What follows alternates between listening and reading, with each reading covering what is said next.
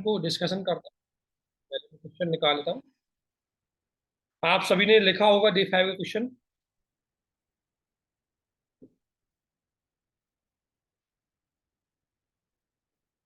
Day 5 के अंतर्गत जो क्वेश्चन है उनको मैं अच्छे से आपके समक्ष हम एक्सप्लेन करते हैं एक करके। अगर किसी भी प्रकार का आपको कोई डाउट रहे तो प्लीज बीच में जरूर पूछना, है ना। बिल्कुल आपको बैकग्राउंड बना के हम इसको तैयार कर देते हैं ताकि आपको क्वेश्चन को सॉल्व करने में कोई दिक्कत ना आए। देखो डे 4 का जो क्वेश्चन था वो आपके सोशल सॉरी डे 5 का। आज हमारा जो टॉपिक है वो डे 5 का है। डे 4 तक हमने डिस्कशन कर लिए सभी के, और डे 5 का क्वेश्चन है। और डे 5 के अंतर्गत आप सभी जानते हो कि डे 5 के अंतर्गत हमने क्वेश्चन दिया था सोशल इशू से। और ये बात सही है कि सोशल इशू के क्वेश्चन यूपीएससी में बहुत ज्यादा पूछे जाते हैं, स्पेशली पेपर फर्स्ट के अंतर्गत। जो बहुत ज्यादा 4-5 क्वेश्चन कई बार इनके होते हैं, 50 नंबर के होते हैं, और बड़े आसान तरीके से आप इसमें अच्छे नंबर ला सकते हो। इसमें ये चीजें अच्छी तरीके से होती है, तो इसलिए हम इसको बहुत आसान तरीके से इसको तैयार करें। जैसे क्वेश्चन था, सिंपल सा क्वेश्चन था, यूपीएससी ने पूछा भी था, कोई ऐसी बड़ी बात नहीं थी। क्वेश्चन आप सभी जानते हैं। अगर मैं क्वेश्चन की बात करूं कि बहु सांस्कृतिक समाज, ध्यान रखना, बहु सांस्कृतिक भारतीय समाज, बहुसांस्कृतिक भारतीय समाज की बात हो रही है यहाँ, कि बहुसांस्कृतिक भारतीय समाज, भारतीय समाज को समझने में क्या जाति की प्रासंगिकता, जाति की प्रासंगिकता समाप्त हो गई है। एग्जाम्पल, उदाहरण सहित, उदाहरण सहित समझाइए। ठीक है, ये क्वेश्चन था, सिंपल था, कोई ज्यादा डिफिकल्ट नहीं था। बस इसमें आपको एक उदाहरण देने थे थोड़े बहुत कि क्या सच में जाति की प्रासंगिकता है वो समाप्त हो गई है क्या। तो ये बात आप सभी जानते हो। एक मिनट, ये बात आप सभी जानते हो कि देखो, जाति व्यवस्था भारतीय समाज की एक बहुत बड़ी पहचान रही है। शुरू से, चाहे ऋग्वैदिक काल से लेकर के आज तक की बात करें तो भी जातीय व्यवस्था किसी व्यक्ति की पहचान होती है, आज भी इस बात को हम मानते हैं। लेकिन ये कह रहा है कि बहु सांस्कृतिक भारतीय समाज, यानी कि आप सभी जानते हैं कि भारतीय समाज है, उसकी पहचान में या उसको समझने में क्या जाति प्रथा है, क्या जाति व्यवस्था है, उसकी प्रासंगिकता समाप्त हो गई, अर्थात इसको दूसरे संदर्भ में आपको लेना है कि जाति व्यवस्था है वो कितनी कम हुई है, वो आपसे पूछा गया है। एक तरह से क्वेश्चन का दूसरा पहलू ये था। तो देखो, इस क्वेश्चन की अगर मैं आपको बताऊं, आपको मतलब बेसिकली क्वेश्चन के आयाम क्या है। देखो, क्वेश्चन तो एक तो है कि जाति व्यवस्था है, जाति व्यवस्था भारतीय संस्कृति की पहचान है। संस्कृति की पहचान, इसका मतलब यही कह रहा है। अगर समझने में अगर ये कम हुई है तो इसका मतलब पहचान है, तभी तो ये दिक्कत। अगर अब वो अगर जाति प्रथा कम हो गई तो अर्थात संस्कृति में उसका रोल कम हो गया। दूसरा पहलू इसमें यह है कि ये कम कैसे हुआ है, आपको एग्जाम्पल देने हैं इसके कि कौन कौन से कारक थे जिन्होंने इसको कम किया और वर्तमान में कैसे दिखाई देते हैं वो कम। वो कारक आप बता सकते हो कि ये कारक है जिन्होंने कम किया है, या इस तरीके से बता सकते हो कि ऐसे तरीके से कम हुआ है। और फिर अगला बात आपको लिखनी है एक पैराग्राफ में कि नहीं, ये बात पूरी तरह सत्य नहीं है कि जाति व्यवस्था अभी भी, मतलब जाति व्यवस्था पूरी तरह प्रासंगिक नहीं है।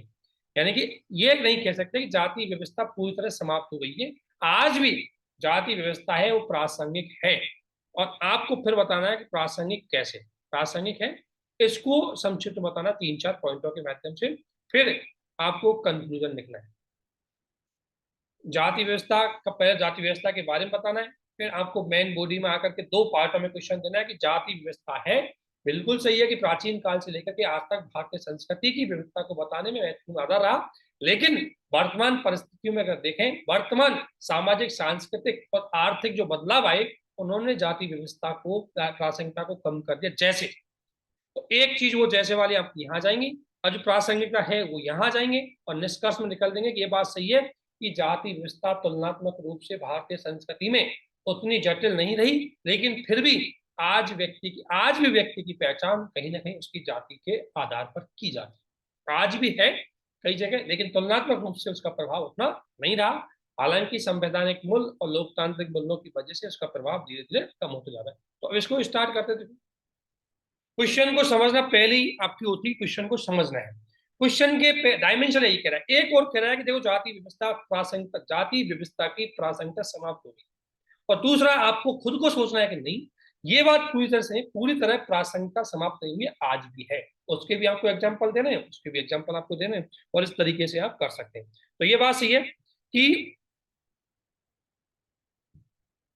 यहां तक समझ में आ गया क्वेश्चन क्या कह रहा है। क्वेश्चन समझाना हमारा पहला। अब इंट्रोडक्शन की अगर मैं बात करूं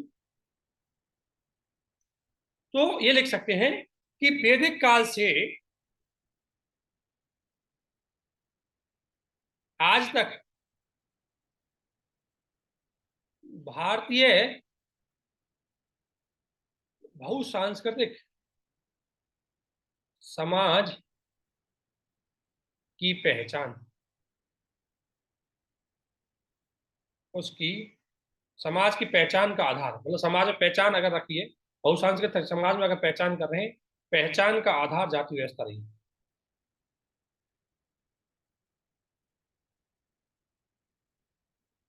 अब यहां जाति व्यवस्था को आप बता सकते हैं, जो जाति व्यवस्था को बता सकते हैं जो सजातीय समुदाय, जो क्या है, एक सजातीय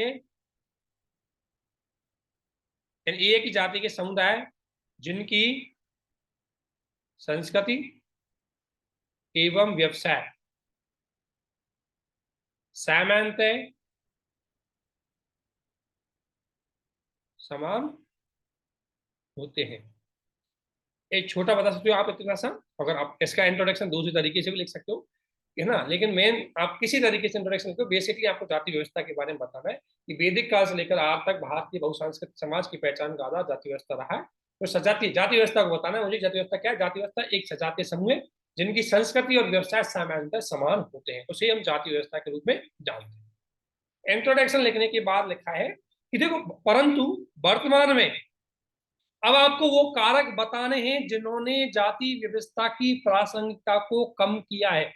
देखो, क्वेश्चन पूछता नहीं है उन चीजों को, ध्यान रखना, लेकिन हमें पूरा कनेक्टिविटी करने के लिए हमें उनको बताना पड़ता है कि वर्तमान में, मैं लिख सकता हूं वर्तमान में वैश्वीकरण,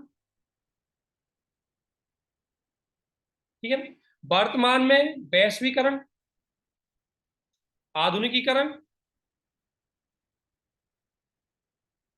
ठीक है ना, और और ज्यादा संवैधानिक एवं कानूनी प्रावधानों के कारण जाति व्यवस्था की प्रासंगिकता सीमित हुई है। जैसे, अब आपको बताना एक एक पॉइंट। अब आपके पास एग्जांपल आपको बताना है कैसे सीमित हो गई। आप जानते हैं, पहली बात, एक तो अंतरजातीय विवाह बढ़ गए। पहले हमारी संस्कृति की एक पहचान होती थी एक ही जाति का, मतलब सजातीय विवाह, यानी कि एक ही जाति। तो इसमें आप लिख सकते हैं अंतरजातीय विवाह, इसलिए हो गई अंतरजातीय विवाह, वो बढ़े। ये बात बिल्कुल सही है कि 90% तो ये बात है कि लोग अपनी ही जातियों में विवाह करते हैं, लेकिन फिर भी वर्तमान में अंतरजातीय विवाह वो बढ़ रहे हैं। इसकी वजह से एक तो प्रासंगिकता है वो कम दिख रही है, ठीक है ना। इसके अलावा अंतरजातीय विवाह की संख्या बढ़ी है। इसके अलावा मैं अगर बात करूं तो व्यवसायों के चयन की स्वतंत्रता, आज कोई फिक्स नहीं है कि जाति के आधार पर व्यवसाय करें। इनको लिखते हैं जातिगत व्यवसायों में कमी है, आई है। जैसे आपके पास कई एग्जाम्पल हो सकते हैं विभिन्न, जैसे आजकल आपको पता है कि नॉर्मली अगर हमारी जाति व्यवस्था क्या कहती है कि भाई ब्राह्मण है वो ब्राह्मण का ही काम करेंगे, लेकिन आज बड़े कई ब्राह्मण है वो बिजनेस कर रहे हैं, ठीक है ना। आज कई, अगर हम बात करें, आज कई क्षत्रिय है वो शिक्षण का कार्य भी कर रहे हैं, है ना। तो एक दो आदमी जो फेमस आदमी उनका आप यहाँ नाम दे सकते हो, फेमस व्यक्तियों का यहाँ नाम दे देंगे, उससे फेमस लेना, फेमस व्यक्ति जिनको सभी जानते हैं उनका आप नाम दे सकते हैं। तो एक तो अंतरजातीय विवाह है, इनमें वृद्धि हुई है, ठीक है ना। जैसे राजस्थान गवर्नमेंट तो काफी सपोर्ट भी कर रही है इस चीज का। इसके अलावा व्यवसाय है उसके चयन में स्वतंत्रता हो गई है। अगला तीसरा पॉइंट, आप और भी पॉइंट अपने अपने लेवल पर हो सकते हैं। जातिगत पहचानों के अंतर्गत ये भी, इसके अलावा खान पान में परिवर्तन।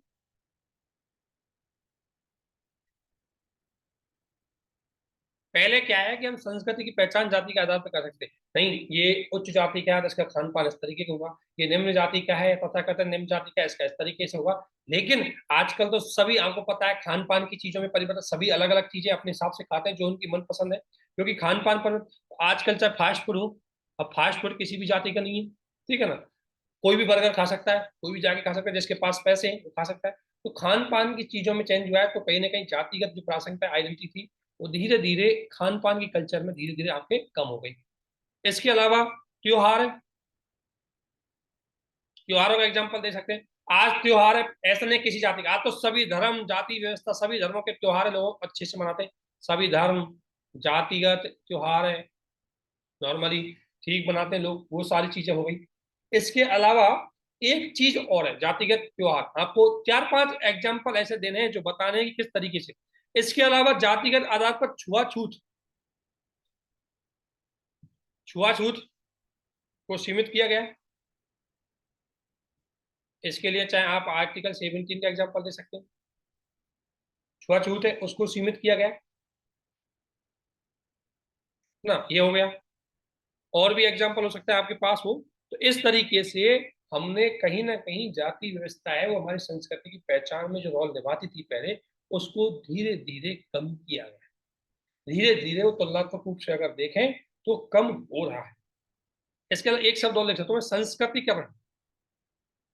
संस्कृतिकरण का मतलब है कि देखो, जो तथाकथित जिन्हें निम्न जाति का बोलते थे, आज उन्होंने अपनी कुछ कमियां थी अपने, जैसे वो मान लिया कि भाई कोई मांस या भक्षण करता था, या कोई इस तरीके की चीजें, खान पान शराब ऐसी चीजें करता था, या गंदगी में रहता था, उन्होंने भी अपनी चीजों में परिवर्तन किया है, उन्होंने भी शिक्षा के माध्यम से कई चीजों में आगे बढ़े, उनकी भी संस्कृति कल्चर है वो पहचान, वो कॉमन संस्कृति है वो डेवलप हुई, और जिसमें जाति की प्रासंगिकता है वो कम हो गई।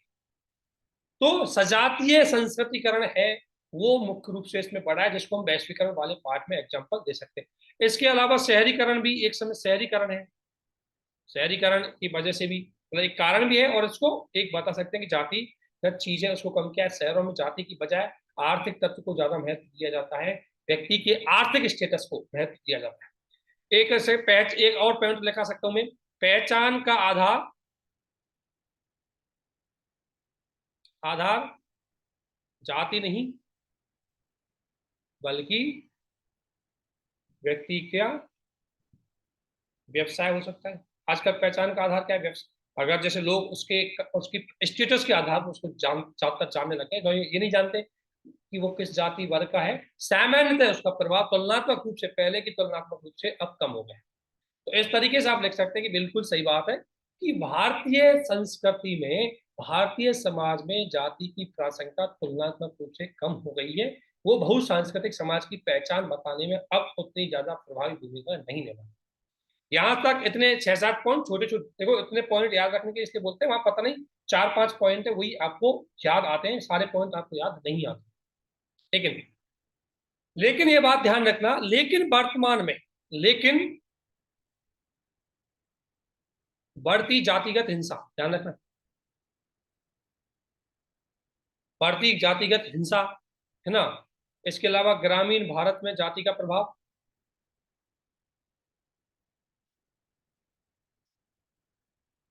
प्रभाव इसको ज्यादा प्रासंगिक बना देता है। आज इसकी वजह से जातिगत आज भी प्रासंगिक है।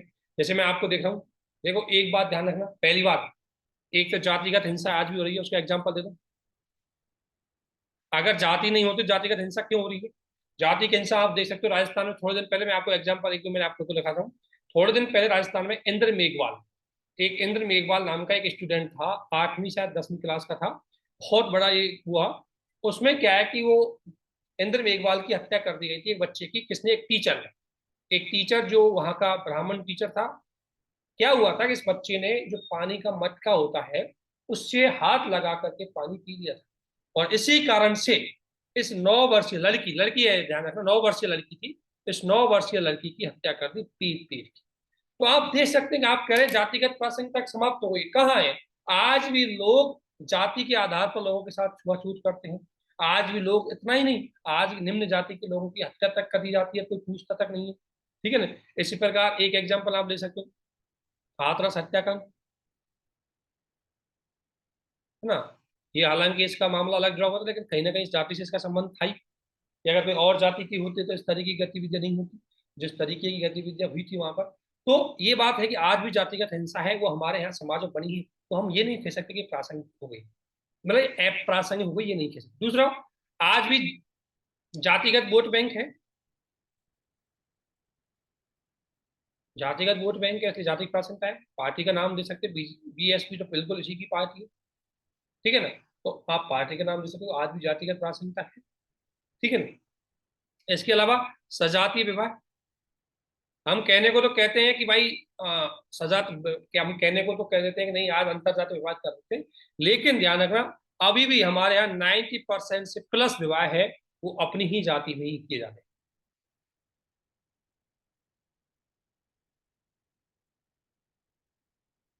ठीक है। चौथा पॉइंट हो सकते हैं ऑनर किलिंग, यानी खाप पंचायत वाला, कि आज भी लोग जाति के आधार पर अगर कोई व्यक्ति दूसरे के साथ विवाह कर लेता है या अंतर जाति विवाह हो जाता है तो उसमें उसकी हत्या तक कर दी जाती है सम्मान के नाम पर। तो खाप पंचायत का एग्जाम्पल आप दे सकते हैं। तो इस प्रकार कह सकते हैं हम कि बात तो सही है कि जातिगत प्रासंगिकता कम हुई है, लेकिन आज भी व्यक्ति की पहचान, आज भी समाज की व्यवस्था है कहीं ना कहीं जाति से बंधी हुई है। हालांकि समय के साथ साथ इसका जो प्रभाव है या इसका जो प्रासंगिकता है वो धीरे धीरे कम हो रही है, लेकिन ग्रामीण भारत और भारतीय समाज में कहीं ना कहीं अभी भी जातिगत व्यवस्था है, वो प्रासंगिकता के साथ बनी हुई है, जो संस्कृति की एक तरह से पहचान कर। और एग्जाम्पल आप देना चाहते हो और चाहिए आपको? मैनुअल स्केवेंजिंग, ये बात तो सही है क्या? सही है, इसमें स्केवेंजिंग ये आज भी घटनाएं देखने को मिल रही है, इंसिडेंट हो रहा है। और इसमें आप एक देख सकते हो कि कहीं ना कहीं आज भी इसको देख सकते हो, कहीं ना कहीं इसमें वही आदमी काम करते जो निम्न जाति के हैं। अगर आपको और एग्जाम्पल चाहिए, एक दो एग्जाम्पल दे सकते हो, एक एग्जाम्पल और दे सकते हो। आज भी अगर बात करें तो गरीबी है, गरीबी है, उसमें ज्यादातर लोग एसटी, एससी, या अगर मैं कहूँ तो इन्हीं जातियों के लोग हैं। तो आज भी कह सकते हैं कि व्यवसाय में कहीं ना कहीं पूरी तरह जाति व्यवस्था बाहर नहीं निकल रही, क्योंकि नीति आयोग की रिपोर्ट में बोला है कि ये इन लोगों में गरीबी है तुलनात्मक रूप से अन्य की तुलना में ज्यादा है। तो जातिगत विसंगता आर्थिक क्षेत्र में भी बनी हुई है। तो बेसिकली आपको कुछ एग्जाम्पल कुछ चीजों के माध्यम से पता है। इसके बाद डायरेक्टली अगला पॉइंट जाना है कि निष्कर्ष पे। तो ये बात सही है, बिल्कुल सिंपल सा निष्कर्ष, ये बात सही है कि तुलनात्मक रूप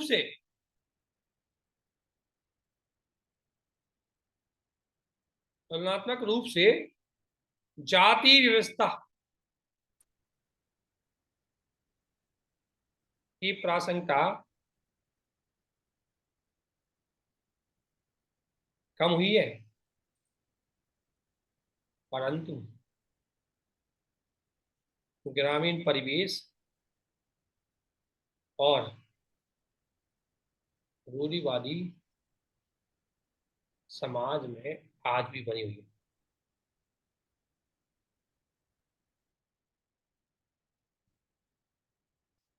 बस इतना सा इसमें लिखने का, कोई ज्यादा डिफिकल्ट क्वेश्चन नहीं था।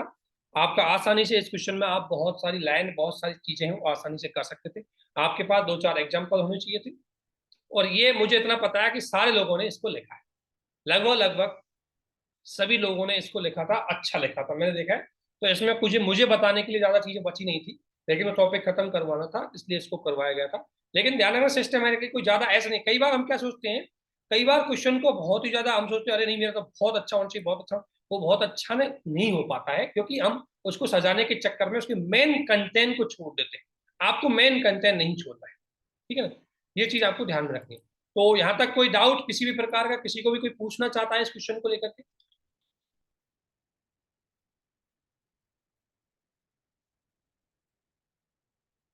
अदरवाइज हम नेक्स्ट क्वेश्चन को भी डिस्कस कर लेते हैं, वो बहुत सिंपल क्वेश्चन था।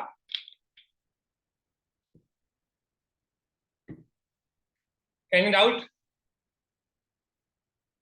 नहीं तो आगे बढ़ते हैं हम।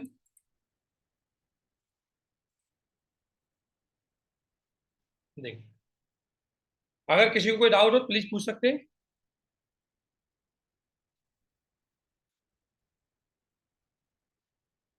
अगला क्वेश्चन मैं आपके सामने रखता हूँ, डेट मतलब 5 का दूसरा क्वेश्चन था। ये भी क्वेश्चन ज्यादा मतलब ऐसा नहीं था, मैं क्वेश्चन को आपको एक बार पढ़ लेता हूँ, क्वेश्चन क्या था। हाँ, क्वेश्चन 250 शब्दों का था, इसलिए थोड़ा सा इसमें पॉइंट है वो आपको ज्यादा बढ़ाने थे, लेकिन था टफ नहीं, बिल्कुल इजी क्वेश्चन था। क्वेश्चन दूसरा क्या था आपका इसमें? क्वेश्चन दूसरा था कि भारतीय समाज, अगर किसी को कुछ कहना है, भारतीय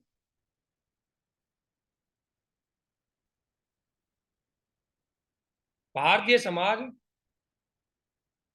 पारंपरिक मूल्यों में निरंतरता कैसे बनाए रखता है।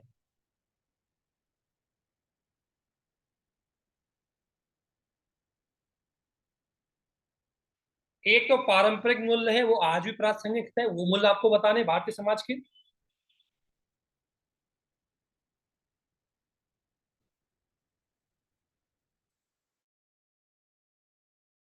कैसे मूल्यों में निरंतरता कैसे बनाए रखता है, निरंतरता शब्द आएगा यहाँ।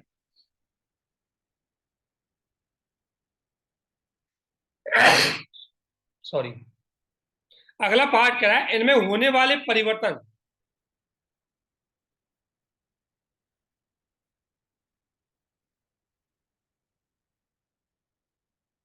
का विवरण दीजिए। सिंपल सा क्वेश्चन, और 250 शब्दों का था क्वेश्चन, थोड़ा बड़ा करना था। इस तरीके का क्वेश्चन आपसे पूछा गया था, बेसिक सिंपल था कि देखो ये क्वेश्चन क्या कहना चाह रहा है। ये क्वेश्चन कह रहा है कि भारतीय समाज की जो पारंपरिक मूल्य है वो भी बने हुए हैं, और उनमें परिवर्तन है वो कैसे हुआ है, वो परिवर्तन भी बताना है, और वो बने हुए वो भी बताना है। ये क्वेश्चन की बेसिक थीम थी। अगर मैं इस क्वेश्चन को, अगर हम तोड़े कि ब्रेक डाउन करें, तो एक तो आपको ध्यान रखना, इसके इंट्रो की एक खास विशेषता रहेगी, भारतीय संस्कृति या भारतीय समाज की इस दुनिया में सबसे ज्यादा अद्वितीय विशेषता विशेषता है, यूनिक विशेषता है, वो विशेषता है इसकी निरंतरता के साथ परिवर्तन। यानी कि निरंतरता भी है और परिवर्तन भी है इसके मूल्यों में, जो भी पारंपरिक मूल्य है, पारंपरिक व्यवस्था है।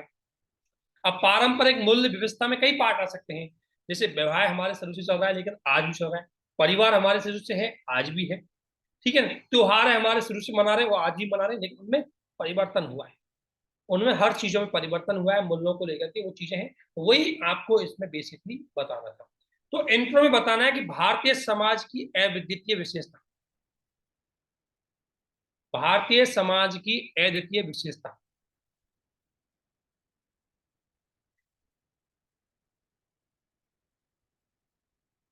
भारतीय समाज की अद्वितीय विशेषता है, और वो यही है, अद्वितीय विशेषता है वो यही है कि भारतीय समाज अपने पारंपरिक मूल्यों को बनाए रखे हुए हैं, और उनमें समय के साथ परिवर्तन किए हुए ताकि उनकी प्रासंगिकता बनी रहे। तो ये भारतीय समाज की एक सबसे महत्वपूर्ण विशेषता है, इसको पूरा लिखनी है। तो एक तो आपको थोड़ा सा इंट्रोडक्शन चीजें लिखनी है, फिर आपको बताना है कि परम मतलब, अब इसमें ध्यान रखना, एक बताना है कि पारंपरिक मूल्य कैसे बने हुए हैं,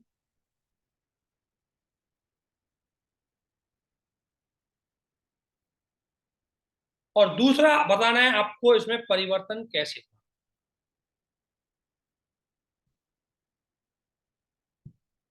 ठीक है ना? और परिवर्तन कैसे हुआ उससे पहले बता सकते हैं थोड़ा परिवर्तन को प्रभावित करने वाले कारक।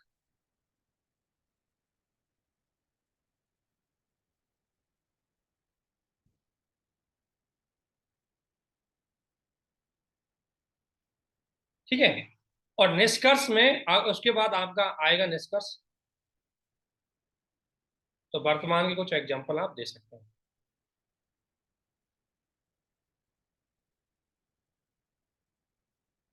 ठीक है ना, उस तरीके से आप इस क्वेश्चन को आराम से खत्म कर सकते हैं, और बढ़िया एग्जांपल मेरे विचार से G20 का देना, वासुदेव कुटुंबकम।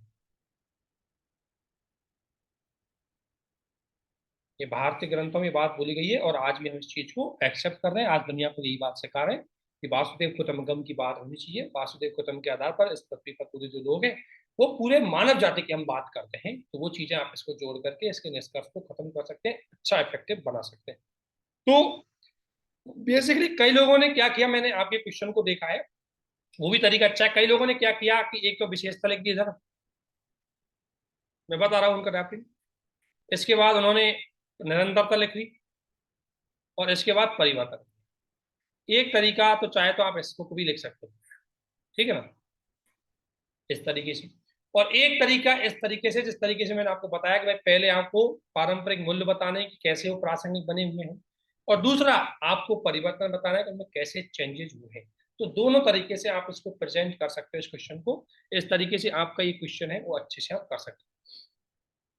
तो अगर मेरे विचार से जब क्वेश्चन 250 नंबर का आए, 250 शब्दों का आए, तो उसको थोड़ा इफेक्टिव बनाने के लिए टेबल तो ठीक अच्छी बात है, अगर मैट्रिक्स में आप दिखा रहे हो तो अच्छी बात है, लेकिन कुछ पॉइंटों को मेरा विचार देता है कि आपको इसको पैराग्राफ या हेडिंग सब हेडिंग से दिखाया तो और ज्यादा इफेक्टिव लगेगा। क्योंकि उसका कारण यह है, हम आपको बताएंगे कारण क्या है। कारण यह है कि उसमें कई चीजें हम ऐड कर देंगे, ठीक है ना। तो इसलिए इसको हम अच्छे से बताने की कोशिश। देखो इंट्रोडक्शन तो अगर मैं बता दूं, अगर मैं आपके सामने लिखूं इंट्रोडक्शन, तो इंट्रोडक्शन में बेसिक चीज ये है कि देखो, इंट्रोडक्शन यदि हमें लिखना हो तो इंट्रोडक्शन लिखना है कि भारतीय समाज की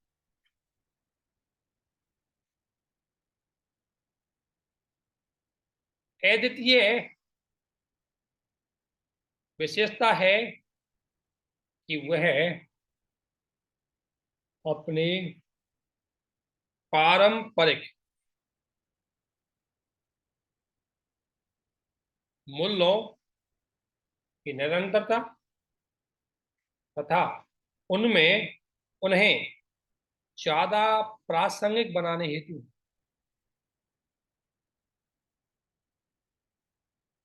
समय के साथ परिवर्तन भी किया गया है, ठीक है ना। तो ये भारतीय समाज की सबसे ज्यादा अद्वितीय विशेषता है, इसको हाईलाइट कर सकते हैं कि निरंतरता और परिवर्तन भारतीय समाज के मूल्यों में एक महत्वपूर्ण और अहम विशेषता है ना। तो भारतीय समाज के पारंपरिक मूल्य जो आज भी निरंतर है, जो आज भी बने हुए हैं,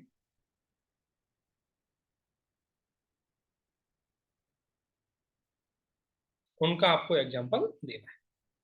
आप मुझे बता सकते हो, आप एक दो की कौन कौन से बने हुए हैं, किस तरीके से बने हैं, उनका आप यहाँ एग्जाम्पल इस तरीके से दे सकते हो। तो वो चीजें आपको यहाँ बतानी है बिल्कुल अच्छी तरीके से। वो आपको बताना है थोड़ा विस्तार देखिए, क्योंकि क्वेश्चन की डिमांड रही है वो। तो कई लोगों ने बताया भी है अपने अच्छे तरीके से, लेकिन जैसे मैं बताता हूँ, अगर मेरा एक एग्जाम्पल मुझे बोले कोई कि अगर कैसे बताना है, एक बता सकते हैं हम, प्रकृति पूजा। भारतीय समाज की खास विशेषता है कि प्रकृति को पूजता रहा है हमेशा। इसका एग्जाम्पल आप हड़प्पा से उठा सकते हो। हड़प्पा में था ये मूल्य, और आज भी हम प्रकृति को सर्वोपरि मानते हैं, आज भी प्रकृति की पूजा है की जाती है कई समाजों में, तो वो लिख सकते हैं, ठीक है ना। ठीक है, एक एग्जाम्पल ही हो गया। देखो कई लोगों ने, मैं बता रहा हूँ, जैसे आपने बताया, जैसे मान लो समाज के मूल्य है, तो उनमें प्रकृति की पूजा है, ये चीजें हुई। विवाह जैसे लिखा है कई लोगों ने कि जैसे भाई हमें विवाह भी हमारी एक पद्धति है, तो विवाह विवाह पद्धति, तो विवाह को हमें ऋग्वैदिक काल से आज तक माना गया है, से आज तक भी एक महत्वपूर्ण संस्कार है, महत्वपूर्ण पवित्र संस्कार है, ठीक है ना। इसके अलावा परिवार, परिवार नामक संस्था है, वो दुनिया ने हम ही से सीखी है परिवार को, कि दुनिया है ना, परिवार वाली चीजें हैं, वो इसमें हम लिख सकते हैं। इसके अलावा अगर मैं बात करूं इसमें, तो मात्र सत्तात्मक परिवार, मात्र सत्तात्मक व्यवस्था जो भारतीय समाज की विशेषता है, ये कहाँ मिली है आपको, सबसे पहले हड़प्पा मिली, और आज भी है।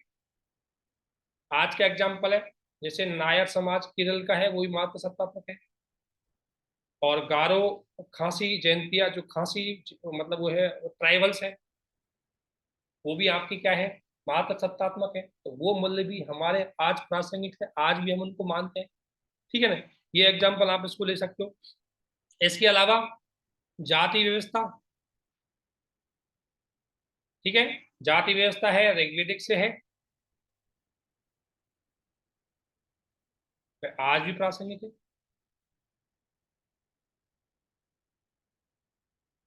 ठीक है, इतना आप लिख सकते हो। इसके अलावा चाहे तो हम कोई भी चीज कर सकते हो, पहनावा भी कर सकते हो। पहनावे जो पहले भी हम, जो साड़ियाँ जो भी है वो भी चीज पहले भी पहनते थे, पहले का पहनावा ले सकते हो, और आज भी वो पहनावा है, उसके एग्जाम्पल दो तीन आप यहाँ दे सकते हो। ठीक है ना, पहनावा हो गया। इसके अलावा संगीत व नृत्य, तो संगीत आज भी हमारे यहाँ शास्त्रीय संगीत है वो प्रासंगिक है। ठीक है ना, राजस्थान का शास्त्रीय परंपरागत लोक नृत्य है ना, चाहे वो घूमर हो, चाहे वो कोई भी, जो भी आप दो चार एग्जांपल दे सकते हो, तो लोक नृत्य है वो भी आज भी बने हुए। ठीक है, इस प्रकार से 10 5 आप इसमें दो पांच एग्जांपल दे करके यहाँ तक कर सकते हैं कि भारतीय समाज के जो मूल्य है वो प्रासंगिक है, आज भी वो चीजें बनी हुई है। ठीक है ना, अब अगला पॉइंट आता है, ये तो आप लिख सकते हो इसमें 10 5 और बहुत एग्जांपल ऐसे जिसमें आप लिख सकते हो कि कैसे मूल्यों की निरंतरता है। ध्यान रखना, इसलिए भारतीय संस्कृति सबसे अद्वितीय मानी जाती है। नहीं तो आप देख सकते हो चीनी सभ्यता आई, ईरानी सभ्यता आई, और यूनानी सभ्यता आई, लेकिन आज उनकी प्रासंगिकता नहीं है, आज उनके जो मूल्य थे वो नहीं है, वो सारे मूल्य चेंज हो चुके हैं। लेकिन भारतीय समाज के मूल्य है वो आज भी बने हैं। अब लिखना है कि देखो इनमें परिवर्तन, हालांकि हालांकि शहरीकरण, वैश्वीकरण, आधुनिकीकरण, संवैधानिक प्रावधान एवं लोकतांत्रिक व्यवस्था की वजह से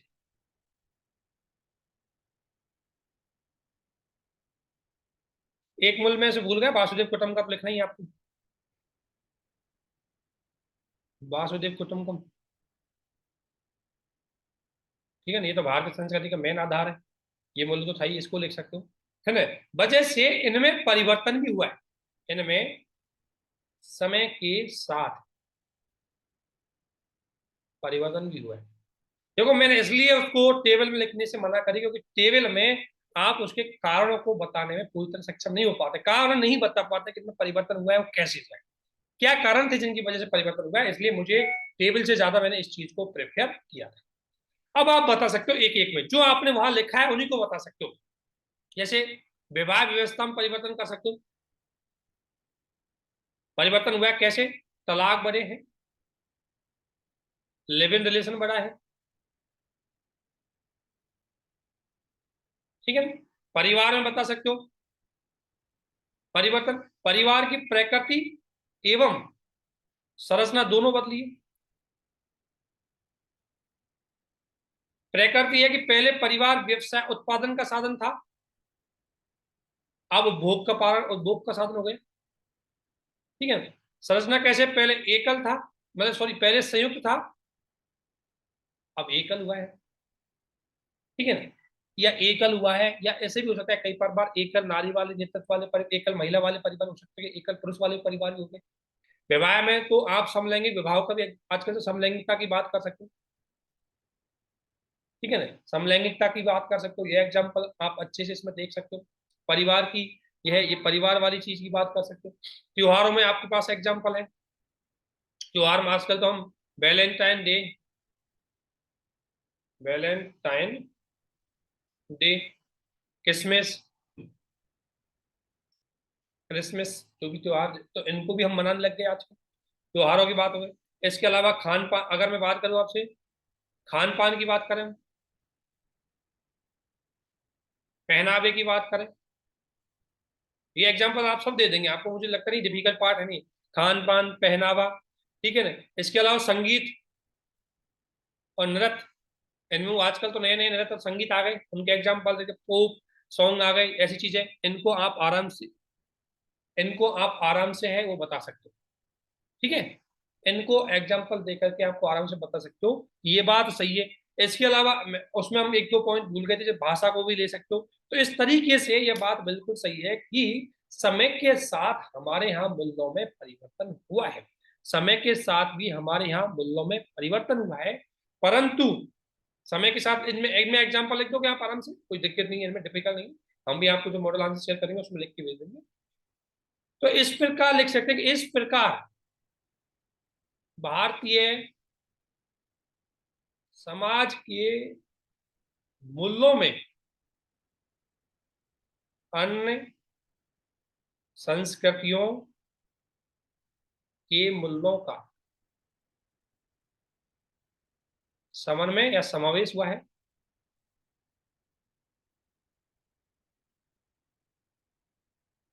ठीक है, परंतु इसने अपने पारंपरिक मूल्यों जैसे योग, आयुर्वेद, ये तो मैं वहां भूल गया था, यहाँ लिख सकते हो आयुर्वेद, वासुदेव कुटुंब, वासुदेव कुटुंब को ब्रैकेट में लिखा है G20 लोगो, ठीक है ना, वासुदेव कुटुंब की अवधारणा का वैश्वीकरण किया है। ठीक है ना, इस तरीके से आप इसके निष्कर्ष को आसानी से लिख सकते हो किसी तरीके से। देखो किसी ने एक में पढ़ के बता रहा हूँ, किसी ने बढ़िया लिखा है कि विश्व स्तर पर योग दर्शन आयुर्वेद कोविड के समय नमस्ते का बढ़ता प्रचलन भारतीय समाज के मूल्यों की निरंतर वैश्विक स्वीकृति को रेखांकित करता है। ये भी बहुत बिल्कुल बढ़िया बात है, सही बात है ना, तो उनको भी आप लिख सकते हो। ये निष्कर्ष भी किसी ने बढ़िया लिखा। तो इस तरीके से इस क्वेश्चन को आपको लिखना था, कोई बड़ा इसमें क्वेश्चन की बड़ी चीज नहीं थी, तो आप आसानी से ऐसे क्वेश्चन लिख सकते हैं। लेकिन ध्यान रखना इन क्वेश्चनों में एग्जाम्पल चीजों का ध्यान रखो, एग्जाम्पल जितने अच्छे होंगे आपका क्वेश्चन उतना ही। एग्जाम्पल, इंट्रो और कंक्लूजन, ये तीन चीज महत्वपूर्ण है। अगर ये आप अच्छे से लिखे, और मुद्दे वाई, जब भी मैं बोलता हूं आपसे कोई कॉपी में कि मुद्दे वाई लिखो, तो मेरा मतलब ये होता है आप क्या लाइन लिख लेते हो उसमें डायरेक्टली।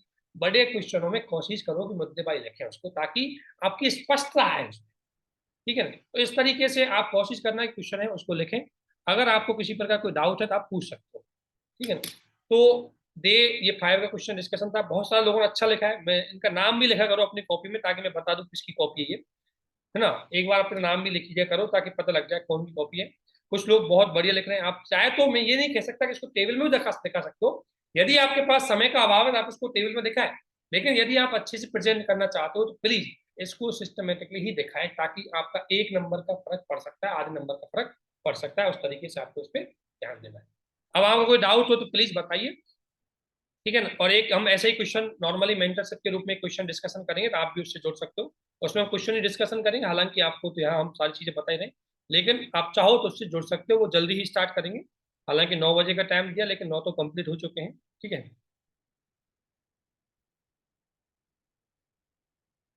ठीक है ना, इसलिए हम 9:30 पे आएंगे उसमें। तो प्लीज आप अगर किसी प्रकार का कोई डाउट हो तो आप पूछ लीजिए। कुछ लोगों की कॉपी बहुत शानदार, मैं उनको बताने वाला था, लेकिन उनका नाम पता नहीं है उसका नाम क्या है कॉपी में, इसलिए आप पूरी कोशिश करें कि नाम लिख दिया करो, ताकि मैं अप्रिशिएट कर दें। और कुछ लोगों ने, सबने, मैंने देखा है कि धीरे धीरे आपकी कॉपी में इंप्रूवमेंट होता दिख रहा है। तो ऑब्वियसली हमने जो बात आपसे बोली थी कि जब आप 50 क्वेश्चन लिख के कंप्लीट कर दोगे तो श्योर है कि आपके क्वेश्चन में इंप्रूवमेंट बहुत ज्यादा है। कुछ लोगों की क्वेश्चन में कॉपी इतनी है कि मुझे कोई रिमार्क ही नहीं मिलता देने के लिए, क्योंकि वो सारी चीजें कंप्लीट कर ही लेते हैं, लेकिन फिर भी कोई ना कोई चीज ऐड करने की कोशिश की जाती है। तो अगर आपको किसी भी प्रकार का कोई डाउट है, कुछ भी है, तो प्लीज आपसे पूछिए। और आपकी कॉपी लगभग लगभग हम, मतलब 7-8 कॉपी और बची है, सभी चेक कर दी। अगर किसी की कॉपी छूट जाए पीछे की, हम सीक्वेंस से लेते हैं कॉपी, लेकिन अगर मान लो कोई छूट जाए तो आप उसको प्लीज जरूर रीसेंड कर दें। ठीक है, तो कोई डाउट आपका समझ में आया आप लोगों को कुछ?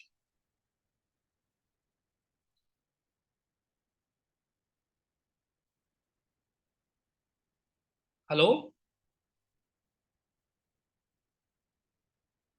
एक तो बोला करिए प्लीज यार, इसलिए तो जूम से फायदा, अदरवाइज तो मैं रिकॉर्डेड भी करके भेज सकता था इसको। यस, कोई लाइब्रेरी में शायद। अच्छा, ओके, ओके, देखो समझ में आना चाहिए आपको ये टॉपिक। तो देखो कभी भी ध्यान रखना, एक क्वेश्चन यूपीएससी ने पूछा था, है ना, मुझे एग्जैक्टली ध्यान नहीं, 2013-14 में आया था मेंस का पेपर में, मैंने देखा है पीवाईक्यू में। उसमें यूपीएससी पूछ रहा है कि भारतीय संस्कृति, यूनानी और जो ईरानी संस्कृति है उनसे अद्वितीय कैसे है। तो उससे का कारण यही था कि भारतीय संस्कृति ने अपने मूल्यों को निरंतरता के साथ बनाए रखा, लेकिन अदर संस्कृति और मूल्यों को नहीं बनाए रखा। ठीक है ना, वही आपको पूछना है। जैसे ईरानी संस्कृति का पूरा काम, रोमन संस्कृति, उसका पूरा प्रभाव आजकल तो ईरानी संस्कृति मतलब ये मुस्लिम संस्कृति में ले लिया, तो रोमन संस्कृति भी पूरी तरह पतन में हो चली गई है। वो सारी चीजें यहाँ देखने को मिली गई। लेकिन भारतीय संस्कृति जो विशेषताएं, देखो वैदिक काल की, या आप एग्जाम्पल देख सकते हो हड़प्पा काल की जो विशेषता थी वो आज भी है, लगभग लगभग सारी विशेषता। देखो आज भी हम प्रकृति पूजा करते हैं, आज भी करते हैं प्रकृति पूजा। शिवरात्रि के अवसर पर हम पेड़ों की, या हम कह सकते हैं पीपल के वृक्षों की, और कई जनजाति तो पूरी तरह प्रकृति की पूजा पे डिपेंड करती है। जनजाति तो प्रकृति को ही मानती है, आप सभी जानते हो। अभी वो उसको एक अलग धर्म के लेकर के भी मांग चल रही है कि इसको एक धर्म की मान्यता दी जाए। तो प्रकृति पूजा पे डिपेंड है। झारखंड, वेस्ट बंगाल, उड़ीसा की कुछ जनजातियां हैं, है ना, उन्होंने एक डिमांड भी की है, उनका धर्म है, उसको नाम भी दिया उन्होंने, मुझे वो नाम नहीं आ रहा। तो वो प्रकृति पे डिपेंड है। इसी प्रकार मातृ सत्तात्मक है, आज भी मातृ सत्तात्मक है कई समाजों में। परिवार व्यवस्था पहले थी भी, आज भी हमारे यहाँ परिवार को उतना ही वैल्यू। आज भी मैं आपको ऐसे काम, बहुत सारे संयुक्त परिवार जिसमें 100 आदमी रहते हैं, है ना, उनकी पूरी जॉइंट फैमिली के साथ चलती है, तो है गाँवों में। ऐसा नहीं पूरी तरह चीजें खत्म हो गई। तो इसलिए बुल वैल्यूज है वो बनी है। समय ये जरूर है कि हम विभिन्न प्रकार के शहरीकरण के माध्यम से, वैश्वीकरण के माध्यम से, आधुनिकता की वजह से हमने नए मूल्यों को भी समावेश किया। आज चाहे आप ध्यान रखना, दाल, जैसे एक खान पान की बात बोलते हैं नॉर्मली, भाई खान पान है राजस्थान का, जैसे दाल बाटी चूरमा, चाहे कितना ही फास्ट फूड हो, लेकिन राजस्थानी लोग लास्ट में दाल बाटी चूरमा जरूर खाएंगे। ठीक है ना, बिकॉज क्योंकि उनका वो फेवरेट है। इसी प्रकार आप चाहे आज मैं बात कर रहा हूँ आपसे कि आप आजकल जीन्स पहन सकते हो, टी शर्ट जब भी, लेकिन आखिरकार आप पूजा के पवित्र स्थानों पर, शादियों में नॉर्मली जीन्स तो नहीं पहनते। आज भी हम वही परंपरागत चीजें पहनते हैं, क्योंकि वही हमारी संस्कृति की आइडेंटिफिकेशन है। तो इसलिए वो मूल्य है वो आज भी हमारे साथ बने हुए। ठीक है, तो इस तरीके के एग्जाम्पल, जो प्रैक्टिकली एग्जाम्पल है वही आपको। तो आप सभी को बहुत बहुत धन्यवाद, और आशा करते हैं आपको समझ में आया होगा। प्लीज, थैंक यू, आप सभी को बहुत बहुत धन्यवाद। अगर किसी प्रकार कोई डाउट है तो पूछ लो। अगर आप सही बोल दे कि नो डाउट, तो मैं इसको बाइंड अप कर सकता सर मुझे एक क्वेश्चन पूछना था। हूँ। Yes ma'am. सर ये तो मुझे समझ में आ गया, जैसे मैं एक क्वेश्चन और सॉल्व कर रही थी तो हाँ बोलिए, क्वेश्चन मतलब को मैं बोलिए। आपसे, सर क्वेश्चन ये था, किसी देश की राष्ट्रीय सुरक्षा को सुनिश्चित करने वाले कारकों में भौगोलिक घटकों की भूमिका की विवेचना कीजिए। हम्म। तो सर इसको मैं आईआर और ज्योग्राफी दोनों से मिक्स करके ही तो बनाना पड़ेगा ना? इसमें इसका जो मेन थीम है ना, वो जियो सामरिक शब्द से स्टार्ट होती है, जियो स्ट्रेटजिक। जी जी। अगर इसमें आप देखना चाहते हैं कि किसी भी देश की सुरक्षा है, उसके भौगोलिक कारकों से पूरी तरह इफेक्ट हो सकती है। इसमें कश्मीर का एग्जांपल लेना है, नॉर्थ ईस्ट का एग्जांपल लेना है, भारत में समुद्री डाकुओं का एग्जांपल, मतलब समुद्री सुरक्षा का एग्जांपल लेना है, मुंबई घटना का एग्जांपल लेना है तो आपको। वामपंथी, है ना, क्या मैडम? वामपंथी वगैरह भी दे सकते हैं, नेक्स्ट वामपंथी लाइट ऑब्वियसली वगैरह। जोग्राफिकल फैक्टर वहाँ काम करेगा। ठीक है जी ना, सर। वामपति है। और सर जैसे क्लाइमेट चेंज दिखाना, मतलब क्लाइमेट क्लाइमेट चेंज। वाले फैक्टर को ले सकते हो, वो उसका भी एक कारण है। तो ठीक है, तो आप मतलब ये बिल्कुल सही है, क्योंकि आंतरिक सुरक्षा के लिए ज्योग्राफी एक फैक्टर है, लेकिन लास्ट में आपको लिखना है कि ज्योग्राफी भी नहीं, उसमें अन्य फैक्टर भी ऐड होते हैं, जिसकी वजह से ज्योग्राफी, ये बात सही है कि ज्योग्राफी एक फैक्टर है, लेकिन संपूर्ण एकमात्र फैक्टर नहीं है, एक है लेकिन संपूर्ण नहीं, और भी फैक्टर है उसमें इंक्लूड होता है। ओके। ठीक है, तो बढ़िया, अच्छा इसमें लिख सकते हो। ये क्वेश्चन शायद कहीं ना कहीं मैंने देखा था, इस क्वेश्चन को अच्छा लिख सकते हो। हाँ तो ये भी मतलब रिपीटेड है स्टेट हाँ, पीसीएस का। लेकिन हाँ प्रैक्टिस कीजिए, ताकि तभी आपको थोड़ा सा ना आप थिंकिंग बढ़ जाए कि मैं इसको कैसे कनेक्ट कर पाऊँ। अचानक से एग्जाम में देखो, ये बात सही है कि हम चाहे यहाँ कितने भी क्वेश्चन लिख लें, डायरेक्टली क्वेश्चन मिलने वाले हैं नहीं यूपीएससी में या स्टेट, डायरेक्टली तो बहुत कम मिलते हैं। हो सकता है इनडायरेक्ट रूप से सपोर्ट करेंगे आपको फैक्ट के चीजों के बारे में, लेकिन अगर आपकी प्रैक्टिस है तो किसी भी क्वेश्चन को देख करके आप उसकी चंद सेकंड में फॉर्मेटिंग कर सकते हैं, है ना। तो बिल्कुल, जैसे मुझसे अगर बोले कि आंतरिक सुरक्षा, मैं पहले पैराग्राफ में आंतरिक सुरक्षा को डिफाइन करूंगा, फिर मैं लिखूंगा कि आंतरिक सुरक्षा कई कारक फैक्टर करते हैं, लेकिन उनमें से ज्योग्राफी एक प्रमुख कारक है जैसे। उसके बाद मैं चार पांच बॉडी बना दूंगा, इसे चार पांच बॉडी में पार्ट लिख दूंगा, और उसके बाद लिख दूंगा इसलिए ज्योग्राफी एक फैक्टर है। तो जैसे बॉर्डर सिक्योरिटी वाला प्रोविजन है, ज्योग्राफी की वजह से ही है। ठीक है ना। तो जैसे मैंने इसमें छह पॉइंट डाले थे। एक डाला था पोरस सीमा, मतलब छिद्रित सीमा, हम्म, बांग्लादेश म्यांमार पाकिस्तान से बिल्कुल ज्यादा है, बांग्लादेश की नेपाल। है, म्यांमार का एग्जाम्पल ले सकते हो। सर मैंने इसमें गोल्डन ट्रायंगल और गोल्डन सी बिल्कुल सेंटर को ज्योग्राफी की वजह इंक्लूड से हमारे किया। इंटरनेशनल सिक्योरिटी, बिल्कुल सही बात है कि हमारे लोकेशन सर है उसकी वजह से। दुर्गम दुर्गम क्षेत्र दिखा दिए थे, नॉर्थ ईस्ट वाला हाँ रीजन, बिल्कुल, पहाड़ी ये जो क्षेत्र। आपका अभी दुष्पुट को डिस्प्यूट रहा है चाइना इंडिया के बीच में, वो दिखा सकते हो। तो उसमें जैसे मैंने वो लिखा है पहाड़ी से, तो उसमें मतलब निगरानी कार्य वाला, तो सर फॉर एग्जाम्पल में चाइना वगैरह ये सिलीगुड़ी वाला जो इशू चलता रहता है, सिलीगुड़ी कॉरिडोर। वो चिकन नेक, हाँ सर, तो वो हम्म। सब भी इसमें मेंशन कर सकते हैं। हाँ बिल्कुल, ये सारे फैक्टर आपको बस एक चीज ध्यान रखना, लिखो कुछ भी टॉपिक से जरूर जोड़ो उसको बस। ठीक है ना? ओके। टॉपिक से जोड़ेंगे तो आपका वो कनेक्टिविटी इसी तरीके से एसए में आपसे यही कह जाते हैं भाई, कि ऐसी तरीके से एसए में जो भी चीज लिखो ना, एसए में टॉपिक से जोड़ दो बस। ठीक है ना? तो ठीक है, अच्छा है। इसको अच्छा क्वेश्चन लिख सकते हो, अच्छे नंबर ले सकते हो इसमें। यस, अगर किसी को और डाउट।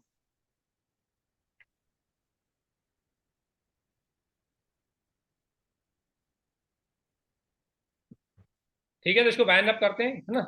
अच्छा, ओके। किसी का और रह रहा है किधर? हाँ, सरना रिलीजन था वो। सरना रिलीजन झारखंड का सही करा है, जो प्रकृति पूजा को लेकर ही काम करता है, और इसकी डिमांड भी की हुई है आपको। आपका मतलब लोगों ने इस बार की भाई इसको मान्यता दी जाए धर्म के रूप में, एक राष्ट्रीय धर्म के रूप में मान्यता दी जाए, उसी को लेकर के बात चल रही थी। सरना रिलीजन वाला फैक्ट है, प्रीमियम पढ़ते हैं ना, वहाँ था ये। ठीक है, तो आप सभी को हमारे साथ बने रहने के लिए बहुत बहुत धन्यवाद। प्लीज आंसर राइटिंग कर दीजिए, कॉपी आपकी हुई जाती है चेक। मॉडल आंसर आपको दे देंगे, इतना सॉल्यूशन करवा देते हैं एक तरह से, यही मॉडल आंसर है, इसमें कोई नई चीज तो है नहीं। ठीक है। सर यस मैडम, एक तो आप बहुत लेट आए मुझे लगता है। यस यस, क्वेश्चन पूछिए प्लीज। सर देख नहीं पाए थे हम, हमें कोई दिक्कत देख नहीं नहीं। मैडम, वीडियो रिकॉर्डेड देंगे, पीडीएफ भी आपको शेयर करेंगे। सर वो ये कह रहे थे कि अभी डे 5, मतलब डे 5 क्या, प्रीलिम्स के बाद प्रीलिम्स जैसा हुआ था, फिर उसके बाद धीरे धीरे उठने की कोशिश आप करी। आराम से लिखिए, आप आराम से लिखिए, आप कभी भी कॉपी चेक भेजिए, आपकी कॉपी चेक हो जाएगी। बस अगर आपको सॉल्यूशन, ध्यान रखना लेकिन कॉपी, आप जो भी आंसर राइटिंग करें प्लीज सॉल्यूशन देके बिना पहले करें, उसके बाद ही सॉल्यूशन देखें, हमारा यही रहेगा। ठीक है? ठीक है, हम वीडियो शेयर कर देंगे, पीडीएफ भी शेयर कर देंगे, आपका जब मन करे तब आप इसको देख सकते हो। ठीक है, आराम से लिखो, कोई दिक्कत नहीं है। ठीक है? सर बात आराम से लिखने की नहीं थी, बात यस मैडम। सर ये थी कि तब आपने कहा था कि धीरे धीरे स्टार्ट करो, फिर स्टार्ट किया था, फिर प्रीलिम्स का रिजल्ट आया था, तो सर बहुत कोशिश करने, पता नहीं मेरे साथ ऐसा हुआ क्यों, मतलब हम उठ ही नहीं पा रहे हैं अभी तक, मतलब उठ के बाहर नहीं पा रहे, मेरा वो हो ही नहीं पा रहा कॉन्फिडेंस कि मेंस की हैंड राइटिंग क्या करेंगे, क्योंकि प्रीलिम्स इतना हार्ड है, सीटेट ऐसा बना रहे हैं, मतलब जब हो ही नहीं पा रहा तो मेंस की आंसर राइटिंग करके क्या ही कर लेंगे, मतलब यस, इतना देखो मैडम, एक बात तो सर मैंने में आप मेरा बैठा हो ही नहीं लीजिए, एक सकता। बात आप मैंने में बैठा लीजिए, एक बात बिल्कुल मैंने में बैठा लीजिए। ये बात सही है कि प्रीलिम्स इतना हार्ड है तो मेंस में क्या करें, लेकिन एक बात ध्यान रखना, आपकी जो अंतिम सीढ़ी पहुंचाएगा ना, वो यही चीज पहुंचाएगी। रही बात प्री, प्री तो एक ना आपकी ट्रैक की एग्जाम है, आप अच्छे से पढ़ते जाइए, एक बार आपका ट्रिक्स मेक्स आपके पास मेज करी, आप एग्जाम निकाल के जाओगे। लेकिन सबसे बड़ा झटका होगा मेंस, जिसमें कोई ट्रिक्स कोई भाग नहीं चलता, उसमें आपके पूरे कर्म चलते हैं, उसमें आपकी मेहनत चलती है, आपकी तैयारी कितनी दमदार है ये चलती है मेंस में। ध्यान रखना, मेंस में लक फैक्टर का ज्यादा मेजरमेंट रहता नहीं है, मेंस में पूरी तरह आपकी मेहनत का फैक्टर रहता है। तो आप ये मत सोचो मेरा प्री नहीं निकला तो मैं मेंस की पढ़ी ही क्यों, क्योंकि प्री आपकी एक सीढ़ी है। अब उस चीज को, इस बार का पेपर की चीजें ऐसी हुई कि इस बार अच्छे अच्छे तैयारी वाले रह गए, आपकी भी तैयारी अच्छी थी, तो उस फैक्ट को हर एग्जाम के साथ हमेशा के साथ मत जोड़ कर। आपको पता है मेरे सी सेट है तो उसको इम्प्रूवमेंट करो, प्री में मेरा इस बार इस वजह से आया तो उन चीजों को ऐड करो, लेकिन हमारा समस्या का समाधान ये नहीं है कि हम उसको लेके बैठे। प्री आपकी नहीं हुई, बहुत लोगों की नहीं हुई, आप सभी जानते हैं, अच्छे अच्छे धुरंधरों की भी नहीं हुई जिनकी मेंस की तैयारी बहुत अच्छी थी। लेकिन मैडम, मेंस की तैयारी आपकी पढ़ाई का पार्ट है, आंसर राइटिंग आपकी पढ़ाई का पार्ट है। सबसे बड़ा दुख होगा आज तो आपको प्री को लेकर के हो रहा है ना? भगवान ना करे ऐसा दोबारा ना हो, लेकिन सबसे बड़ा जो झटका लगता है वो मेंस को लेकर के लगता है। ये बात ध्यान रख लेना। अभी हमारी क्या है कि आप फर्स्ट स्टेज में हो तो आपको लगता है कि नहीं प्री प्री हो जाए मेरी बस, लेकिन असली लड़ाई जो मेंस की होती है, जिसमें अपने कर्मों की वजह से हम बाहर होते हैं, जहां लक फैक्टर का कोई रोल नहीं है, ये ध्यान रखना। मेंस में 90% लक फैक्टर का कोई रोल नहीं है। इसलिए प्लीज मेंस को इतना जबरदस्त बनाओ कि यदि आपको जब भी प्री से निकलने का मौका मिले, वो आपकी लास्ट प्री हो। ऐसा नहीं है कि हर बार प्री के लिए पीछे ही पड़े रहे। इसलिए हमारा टारगेट है कि आप इसको आंसर राइटिंग में हैबिट बनाएं, उस चीज से अपने आप को थोड़ा बाहर करें कि भाई मेरा प्री निकल नहीं पा रहा, निकलने का। मैडम, आपने एक बार दिया, उनको पूछो जो चार चार बार प्री में फेल गए, तो क्या उन्होंने सोचना छोड़ दिया कि मैं प्री पास नहीं? ऐसा बिल्कुल नहीं करना है आपको। तो माइंड सेट को थोड़ा अलग वे में लीजिए अपने, ठीक है ना, और अपनी उस चीज से बाहर निकलिए। और इस बात देखो फेल हो रहे हैं, इस बार की नॉलेज की, पढ़ाई की, इनका फॉल्ट ज्यादा नहीं रहा, इस बार अलग फैक्टर का ज्यादा रोल रहा है। तो उसमें ये मत सोचो कि नहीं मुझसे अगली बार नहीं हो पाएगा, अगली बार की आपका आराम से हो जाएगा। थोड़ा सा आगे जो कमियां रही हैं उनको इम्प्रूवमेंट करते चलो, ठीक है। तो वो चीज माइंड में लाइए कि नहीं मेरे तो मेंस भी तो एक हथियार है, मेंस भी तो मेरा इंप्रूवमेंट है। और ये चीजें पढ़ो, इसमें से आपको प्री की इतनी नॉलेज, कनेक्टिविटी, आंसर राइटिंग से बहुत सारी चीजें आपको मिलेंगी, तो आपको प्री में हेल्प रहेगी। लेकिन ध्यान रखना, सी सेट ने झटका दिया तो सी सेट को थोड़ा साथ में रखना चाहिए, ठीक है। तो ऐसे मत कीजिए मैडम, आप ऐसे करोगे फिर कैसे पार पड़ेगी यूपीएससी।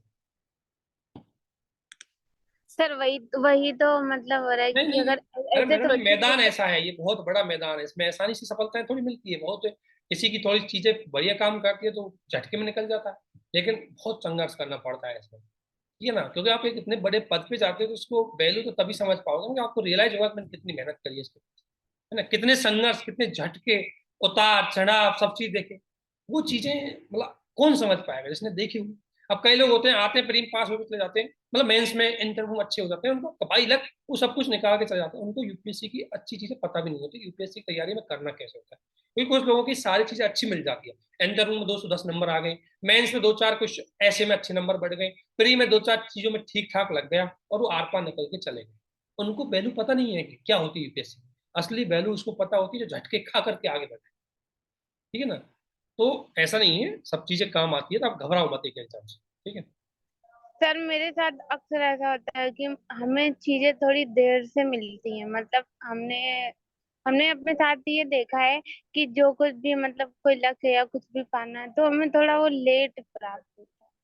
देखो अब ये चीजें देखो, कुछ चीजें हैं वो डेस्टिनी पे रिसर्च होती है, कुछ चीजें लक फैक्टर पे काम करते हैं, कुछ उसमें हमारा कर्म भी एक फैक्टर रहता है।